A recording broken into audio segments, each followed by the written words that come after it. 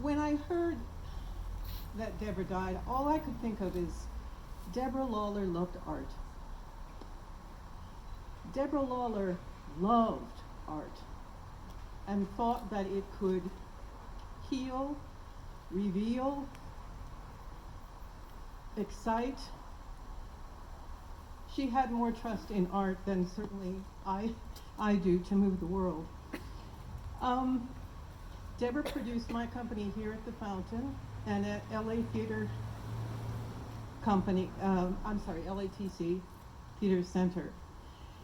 And the most important thing we did together between 1995 and 2005 was to work on the Festival of Solos and Duets.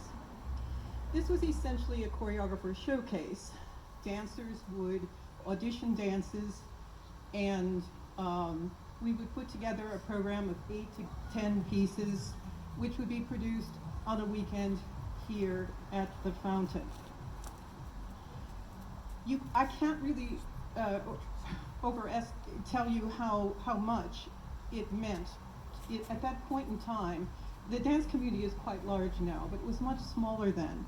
And there weren't many opportunities if you were a dancer or choreographer, but you didn't have the wherewithal to run a company or have a repertory, but you had one dance.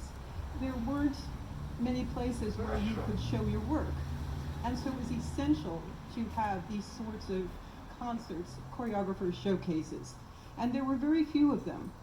But for 10 years, although she lost money every time, Deborah each year showed the enthusiasm to audition the dancers and put together a program of dance.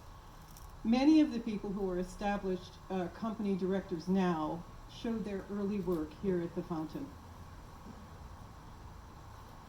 Now, Deborah produced the show, advertised the show, and my job was to communicate with the dance community, to let them know there was an audition, to arrange audition slots, to sit with Deborah, to look at the pieces, and afterwards to try to hammer out a program that showed the best of what we saw. Now, at the time, I had a day job and was running my dance company at night. And I have my dogs and my husband, so I had other things to do. So I would walk into our sessions to formulate the program with it all worked out. You know, I thought, this is what we should start with. And Deborah would get very annoyed at me. Because what she wanted to do is to talk in depth about each piece, to talk about its strengths, its weaknesses. In fact, when we auditioned people, she was dying to talk to them about their pieces and give them crits. And I would tell her, this is not a workshop, Deborah. This is an audition. They don't want to hear. But it's because she loved being around art, being in art, and she wanted to be with artists and talk about art. So we came to loggerheads, and what should have taken 2 or 3 hours would take 2 or 3 days. But we did come up with programs. Deborah would not be denied. She needed to dive deep into the art. I was left with a profound kind of amazement at her deep love for dance, for music, for theater, for any art.